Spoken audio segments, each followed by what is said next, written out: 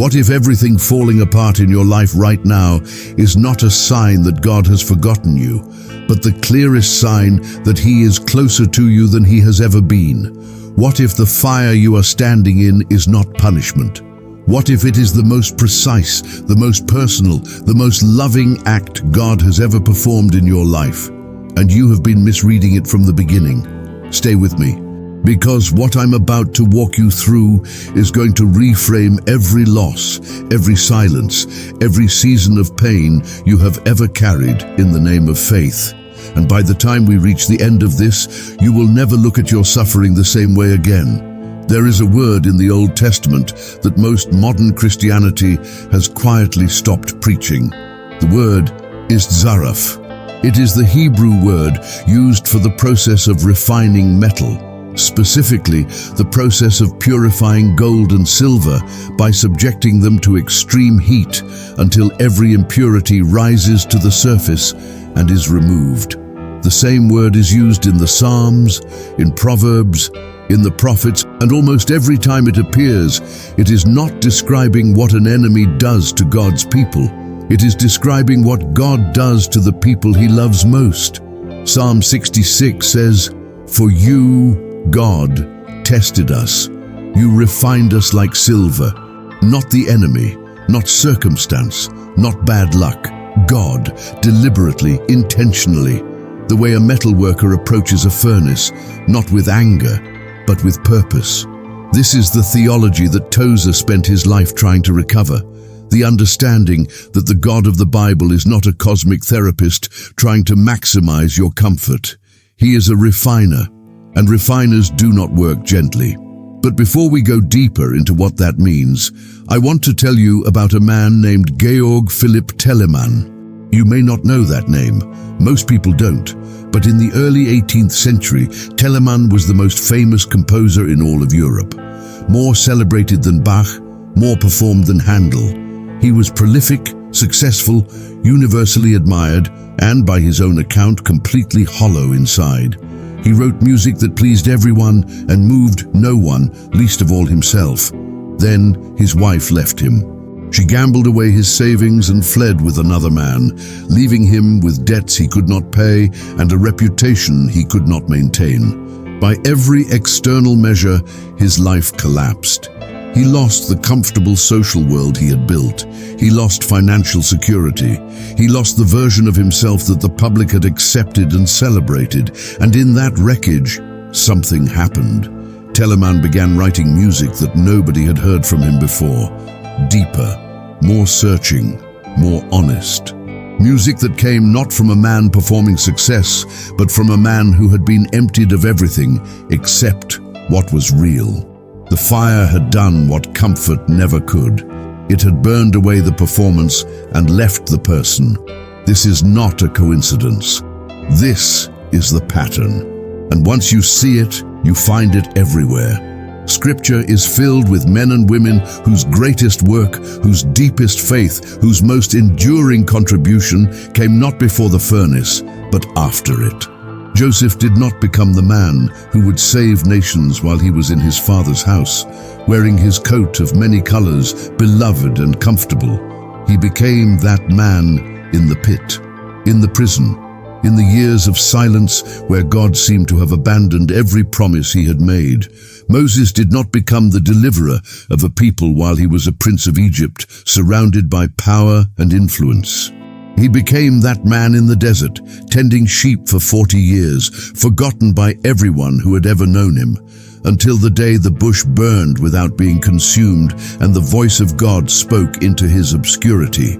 David was not anointed king and immediately placed on the throne. He was anointed and then sent back to the fields, and then hunted by the man he was chosen to replace, and then forced to live in caves, surrounded by outcasts and debtors, hiding from an army that wanted him dead. The Psalms he wrote in those caves, the ones that have comforted human beings for 3,000 years, were not written in the palace. They were written in the dark. The pattern is undeniable. God does not use people who have never been broken. He uses people who have been broken in exactly the right places, in exactly the right way, and who chose to stay when everything in them wanted to leave. But here is where the theology gets complicated. Here is where most of us stumble. Because the experience of being refined does not feel like refinement, it feels like destruction. When you are in the furnace, you do not feel purified. You feel annihilated. You feel abandoned. You feel like every prayer you have prayed has disappeared into a ceiling that God stopped listening through. The silence that follows your most desperate cry is not the silence of absence, but it feels like it. And that feeling, that terrifying, isolating, faith-shaking feeling, is precisely where most people make the decision that determines the rest of their spiritual life. Because in the furnace, you have exactly two options. You can interpret the fire as evidence that God is not there, or you can interpret it as evidence that He is closer than He has ever been, close enough to be doing the work that only proximity makes possible. Tozer understood this with a clarity that very few theologians ever reached. He wrote that the reason most Christians never move beyond spiritual infancy is not lack of Bible knowledge, or lack of church attendance, or lack of religious activity. It is that they refuse the fire. They pray for the fruit of the Spirit but resist the process that produces it.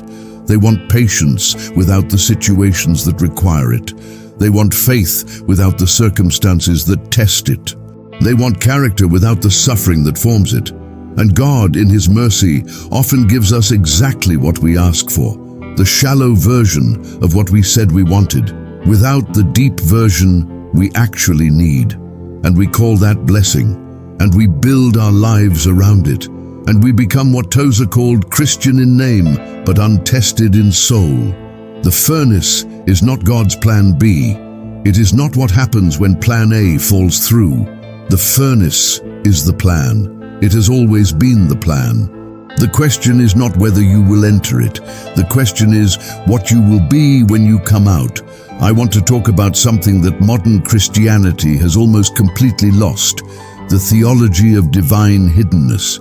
The understanding that there are seasons in the life of a person walking with God where He deliberately withdraws the sense of His presence, not the reality of it, the sense of it, the feeling, the emotional certainty, the warmth.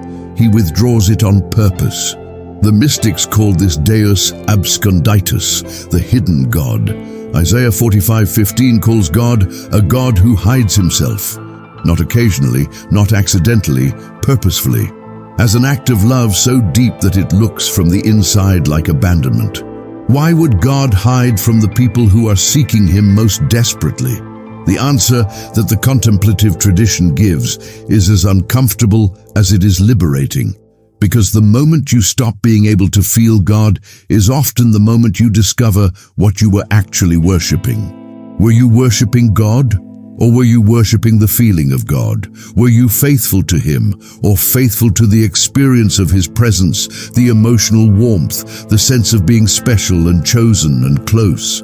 Because those are not the same thing, and the only way to find out which one is true is to remove the feeling and see what remains. If what remains is pursuit, if in the silence and the darkness and the absence of every comforting sensation, you still get up and still pray and still choose God, not because it feels good, but because He is real and He is worth it, then you have discovered something about yourself that no amount of mountaintop experience could have revealed. You have discovered that your faith is not dependent on what God gives you. It is dependent on who God is. That discovery is what the fire is for, and it is worth every degree of heat required to produce it. I want to bring this closer to the present, because this is not only a theology for ancient mystics and biblical patriarchs. This is the reality of thousands of people sitting with this video right now. There are people watching this who prayed for a marriage and watched it end anyway, who prayed for a child and received silence, who surrendered a career to follow what they believed was God's call and found themselves more financially desperate than they were before they obeyed. who did everything they were told faithful people do, the prayer, the fasting, the giving, the serving, and received not the promised harvest but a longer winter. And the question underneath all of it is the same question Job asked from the ash heap, the same question David asked in the cave, the same question every honest person who has ever taken God seriously has eventually asked in the dark when no one else was listening. Is any of this real? And if it is real, then why does it feel like this? I'm not going to give you a cheap answer to that question, because you deserve better than a cheap answer. What I will give you is what Tozer gave, and what Scripture gives, and what every single person who has walked through the furnace and survived it testifies to on the other side. The fire is real, the pain is real, the loss is real. God is not minimizing any of it. He is not sitting in heaven explaining it away or telling you that it doesn't hurt as much as you think it does. He knows exactly how much it costs. He paid it himself. But the refining is also real. The purpose is also real. And the person you are becoming inside the fire, the version of you that is being stripped of pretense, of performance, of shallow faith, of the need for approval, of the idols you built without realizing they were idols. That person is more real than the one who entered the furnace. The impurities that are rising to the surface right now, the fear, the pride, the control, the self-sufficiency, the carefully constructed image of who you are, they were always there. The fire did not create them. It revealed them. And revelation, as painful as it is the beginning of freedom, because you cannot be free from what you cannot see, and you cannot see what comfort is protecting you from. The furnace removes the protection, not to expose you to shame, but to expose you to truth, and the truth, once seen clearly, can be surrendered, and what is surrendered to God does not come back the same way. This is the promise buried inside the refiner's fire. Not that God will restore everything exactly as it was. He rarely does, because what was is not always what was meant to be, but that what comes out of the fire will be purer, stronger, more fully itself than what went in. Gold does not become more gold in the furnace. It becomes more purely what it already was. The heat doesn't add anything. It removes everything that was diluting it, everything that was passing for gold without being gold. Everything that looked fine in ordinary light but couldn't survive the temperature of the test. This is what God is doing when He seems to be taking everything. He is not diminishing you. He is refining you.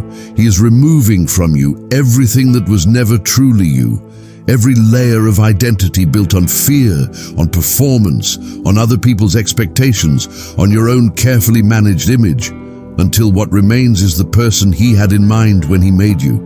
And that person, the one underneath all of it, the one the fire is working toward, is worth every degree of heat required to reach. Tozer wrote in The Pursuit of God that the widest thing in the universe is not space. It is not the distance between galaxies or the depth of the ocean. The widest thing in the universe, he wrote, is the distance between God and the human soul that is not fully surrendered to Him. And the entire work of the spiritual life, including and especially the work of the furnace, is the closing of that distance. Every loss that pushes you toward God rather than away from Him is closing that distance. Every silence that teaches you to seek His face rather than His hand is closing that distance. Every fire that burns away another layer of self-sufficiency and pride and idolatry is closing that distance. And the closer that distance gets, the more painful and the more glorious the process becomes simultaneously, because the light that God is becomes more intense the closer you move toward it. And that intensity is experienced by the impurities still remaining as heat, as destruction, as loss, but by the gold, by the real person, the surrendered soul, the one being refined rather than consumed. That same intensity is experienced as presence. As love so complete, it has no room for anything false. As the answer to the prayer you didn't know how to pray, but have been praying your whole life. I need you to hear this. Whatever you are walking through right now, whatever season of loss or silence or confusion or pain has brought you to this video on this particular day, I need you to consider the possibility that it is not the absence of God you are experiencing. It is His nearness. Not the comfortable nearness of a God who confirms everything you already believe and leaves you exactly as He found you, but the refining nearness of a God who loves you too much to let you stay small, too invested in who you are becoming to leave you comfortable in who you were, too honest to pretend that what you were holding on to was worth more than what He is offering. The fire is not the end of your story, it is the making of it. And the person you are when you walk out, and you will walk out, will look back at this season, not with bitterness, but with a kind of awe. The awe of someone who stood in the furnace and found that they were not alone in it. That the fourth figure walking with them, the one who looked like the Son of God, was there the entire time, not watching from a distance, not waiting for it to be over, present, in the heat, with you. That is the God Tozer spent his life trying to describe. Not the God of easy answers and guaranteed comfort, the God of the furnace, the God who refines, the God who is so committed to the fullness of who you can become that He will allow, and sometimes author, every circumstance necessary to get you there. And He will not stop until the work is finished. So before you go, I want to ask you one question. And I want you to answer it honestly, not to me, but to yourself, and then in the comments below. What has the fire revealed in you that you didn't know was there? What impurity has this season surfaced that you now have the opportunity to surrender? Because that thing, that exact thing, is why you are in the furnace. And the moment you stop fighting the revelation and start releasing what it has shown you, the temperature changes. Not because God stops the process, but because you finally stop resisting it. Leave your answer below. There is someone who will read your comment in the middle of their own furnace, feeling completely alone, and your honesty will be the thing that keeps them from walking away. Your story matters, even the unfinished parts, especially the unfinished parts. If this reached you at the right moment, share it with someone who is in the fire right now and needs to be reminded that the refiner never takes his eyes off what he is purifying. I'll see you in the next one.